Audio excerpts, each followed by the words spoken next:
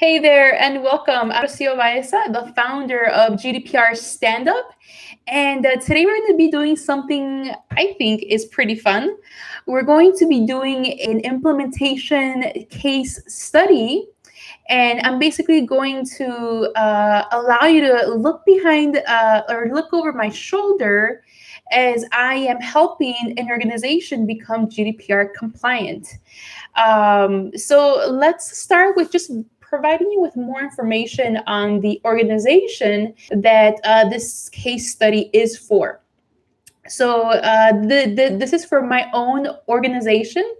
It's called GDPRstandup.com. So as just basically what it is, think of it as a virtual community where it's a subscription model where if you're someone that needs help with GDPR compliance, you're looking for practical information, you can become a member, you can join the community.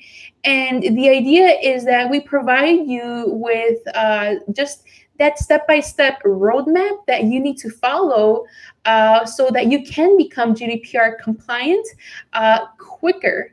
So I think that the standard path here is, hey, find someone at your organization that is already doing data security or data privacy work.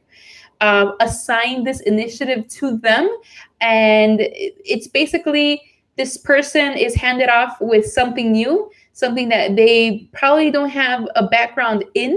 Again, GDPR just went into effect in May of this year, and I think that as professionals, we're all still trying to get better grasp as all right, what does that actually mean, and where do I start, and what's my first step, and what's my second step, and so on. So, for the case study that we're going to be doing now, is I'm going to help you, or I'm going to let you listen in on my thinking process as I'm looking to make my own organization GDPR compliant. So, so I gave you a brief overview of what GDPR stand up is all about. And so now let's walk through. All right, I want to know what my GDPR obligations are. What's that first step? So if you listen to a previous so in a previous episode, we went through just a quick what is GDPR. And in that session, I was talking about the three questions that I've put together that would help any organization just to quickly determine if GDPR is likely to impact your organization or not. So, so if you missed that episode, just go through the history and take a search there. But just for now, so these are the questions. These are the three questions that I'm referring to. Let me just bring them up here. All right. So the three questions are: is your organization located in the EU? And by EU, I'm referring to the European Union. Question number two is, do you service the EU market? And question number three is, do you hold information about a living person that is from or living in the EU? So those are the three questions where if you answered yes to any of these three questions, it makes sense for you to continue to do due diligence because it's very likely that GDPR applies to your organization. So going back to my GDPR stand-up virtual community, so I answered yes to the second and the third questions. So yes, my virtual community is looking to service the EU market. I'm based here in the US. I'm located in Chicago, but I'm not closing the doors to anyone. If regardless of in what corner of the world you are, if you need help with GDPR compliance, my virtual community is available to you. And I also answered yes to the second question. This again, the second question is, does your organization hold information about a living person that is from or living in the EU? So again, the when I ask this question about my community, the answer is yes. So in order to provide my audience, my members, with the resources, I do need basic pieces of information about people. So the answer is yes, I am holding information, or I can potentially hold information about a living person that is either from the EU or that is living in the EU. All right. So I did my quick due diligence there. And now I'm ready to move on to step number one. So, step number one of any GDPR compliance program is to put together a GDPR data inventory. So, I think that many organizations, or it's been my observation that many organizations are skipping through this very important step, and they just want to get quickly in on doing all the things that they think they need to be doing based on what they heard on a blog post or on a webinar. And I think that I would caution that you just start running in all directions, because something that is not obvious is that so yes, GDPR has a number of requirements. The text of the regulation is fairly long, and it's very specific, but you should know that not all requirements apply to all organizations. Some organizations will have to will have to comply with all of the requirements, but there are other organizations that just have to worry about specific things. And the only way that you can determine, all right, what are the specific things that apply to my organization, is by doing that first step and putting together a data inventory. So let me walk you through how I would do that for my GDPR Stand Up community. So the first step is to download the template. So I have a free course available. You can find this on gdprstandup.com. So one is I would just download the template, and then I would ask a series of questions. So the first question is, all right. So just thinking of the different people that my organization serves, um, just start to identify, all right, what types of people can potentially be EU citizens or residents that I should be paying special attention to. Again, GDPR focuses on personal data about people that are living in the EU or that are citizens of the EU. So you don't have to include all the data points that your organization holds at this time. It's specifically any data that relates to a person that is from or maybe living in the EU.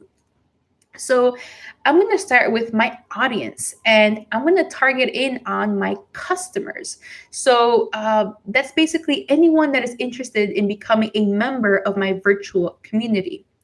So yes, it's likely that EU residents or EU citizens will want to be part of my community. So I'm going to start there as I'm putting together the data inventory for my organization. I am going to start with the members that I'm looking to serve. So there are three questions, or there are three types of information that the data inventory needs to capture. So the first one is, I need to make a list of all the data points that I hold about my customers. So there's no way for you to see my screen at the moment, but just so that you know, so what is information that my membership community is holding about people? So just off the top of my head, so we are collecting email addresses, And I believe that is it. So when someone opts in and signs up for our free course, we do ask you to provide us with your email so we can provide you with a link to the free course. So that is one piece of information that we collect. Now, for those members of the audience that move forward and decide to become members of the community, we will collect additional information about you. So we will collect information such as your full name. We are looking for billing information, and we are looking for credit card information.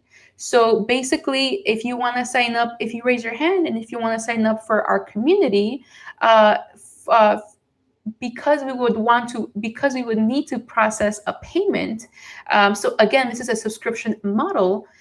We are collecting information about your the credit card that you're looking to use to pay for the subscription, but also billing information, because that is part of the card processing step. So that right there is the list of the data points that my organization holds about the people that I serve: email, full name, billing address, and card information. So those are the data points that would be added to my GDPR data inventory. So that's step one. Step two is, for everything on my list, I want to add some detail.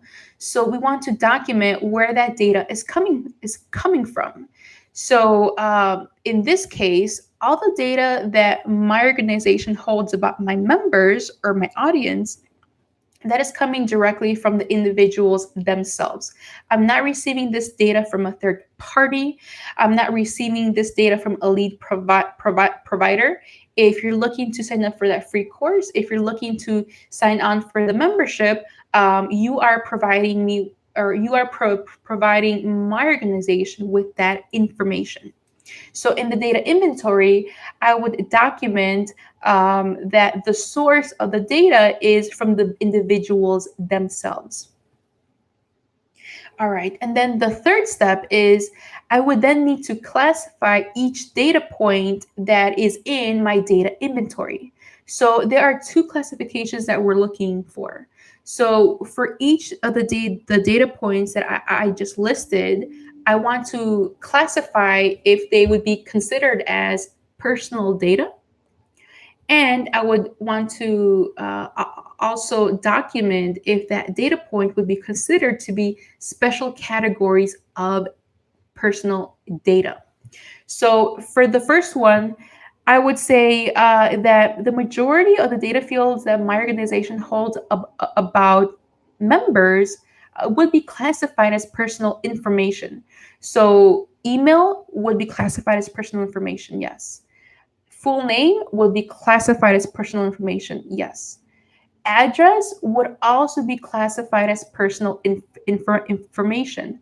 Why? Because with an address and with a name and with an email, I can pretty much pinpoint this information to a specific person. And the way that GDPR is structured is, any data point that can be tied to a person, that should be classified as personal data. So we talked about email, we talked about first about full name, we're talking about billing address. Um, as part of the membership, members would also be required to provide their card information. So things like the full card number, expiration date, and the security code. Now, my organization is working with Stripe, which is a credit card payment processor. They process the payment on their platform, and I'm only provided with a subset of that information. My organization is not able to view the full credit card number. My organization is not able to view your security code. I through Stripe, I am able to see information about the card, things like the cardholder name, the billing address, if the security code matched with the card processor records. So given the card information that my organization has through Stripe, I would say that billing address would definitely be classified as personal data. Uh, but anything beyond that would probably not. So okay, so and that that was that was basically it. So those are the pieces of information that would be important as you're putting together the data inventory. And just through these last few minutes, I basically went through the thinking process of, all right, what is the process that I would follow as I'm fleshing out the data inventory for my organization. And hopefully, this seems like a pretty straightforward exercise. This is not rocket science. I would say that the regulators and those that were involved in putting together GDPR, I think they did a pretty good job of making resources available. Now, this is fairly straightforward for me because I have been in the data security and the data privacy space for about 7 to 8 years now. So I've done this for organizations that I've been involved with in the past. I've done this for consulting clients that I have, and hopefully by just walking you through my thinking process, you can start to see that they're like, hey, like this is actually not too hard, and you can actually do it yourself as well. So, so we spent time walking through. All right, what are the pieces of information that a GDPR data inventory would hold, given that my organization holds personal information from customers.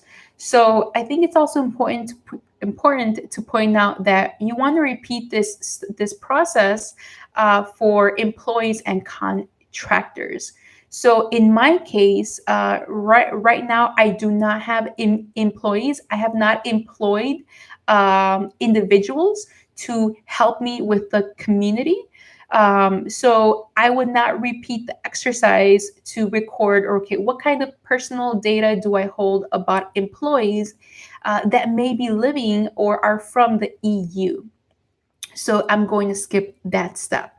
The third step or the third category would be contractors. So at this point, I have contracted out very small jobs in freelance websites to help me with building out GDPRstandup.com. But I would say that for what I have contracted out, I have not been collecting personal data about these contractors. As I'm talking through this, it's just a good mental note that if and as I am contracting out for additional help in the future, I need to add that in my data inventory. If it's possible for me to contract an EU citizen or an EU resident, I would need to document that in my GDPR data inventory. Okay, so that basically sums it up for today's session. So I think the key points that I would like for you to take away are one, the data inventory is that first step that all organizations need to take when getting started with their GDPR compliance efforts. And it's pretty straightforward for anyone to really do. You don't have to be a data security professional. You don't have to be a data security consultant. You can just download a template for a data inventory course. I'm sorry, for a GDPR data inventory. And we have a template available. If you sign up for our free GDPR data inventory course, you can have access to that resource. And by just walking through the simple steps of documenting, all right, for information that my organization holds about people that may be living or are from the EU, the three steps are basically making a list of the data points that your organization holds, Step number two is documenting, all right, where does that information come from? And step number three is determining if you would classify that data point as either personal information or special categories of personal information. So if that's if that's a step that you already taken for your organization, congratulations.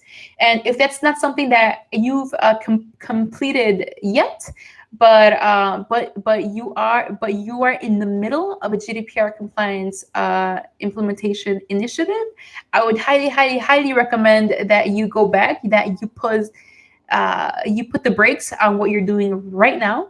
You put together that data inventory, because it's possible that some of the things that you think you need to implement at your organization, that may not be required. And the only way that you can determine that is by looking at your GDPR data inventory. So just want to say thank you very much for checking out the session, and I'll see you on a future one. Goodbye.